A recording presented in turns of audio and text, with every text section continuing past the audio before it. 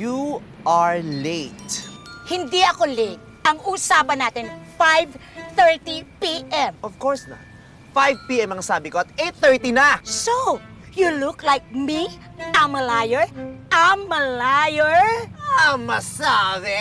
Ano nga malayo na pinagsasabi mo? Ano problema mo? Ate, you shut up! Ako, meron akong pinag-aralang tao.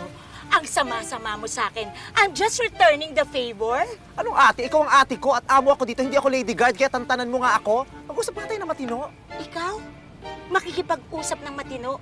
Simula't sa Paul, hindi ka nakikipag-usap ng matino at tinanggap mo ako sa opisina para paghigantihan. Masisisi mo ba ako matapos pagmalupitan ng pamilya mo ang pamilya ko? Iisang pamilya lang tayo. Hindi totoo yan! Nanggaling ako sa pamilya ng mga kabayo samantalang ikaw ay nanggaling sa pamilya ng mga mangga. Iisang pamilya. Sabihin mo yan sa nanay mong presidente ng mga aswang! Walang presidente ng mga aswang ko. Ang nanay mo ay presidente ng mga babarang kabet! Kundi dahil sa'yo, hindi naging baldado ang nanay ko! Bakit? Ako ba ang tumulak? Kung sinakluluhan mo siya, edi sana nakahawak siya sa baba mo, hindi siya nalumpo!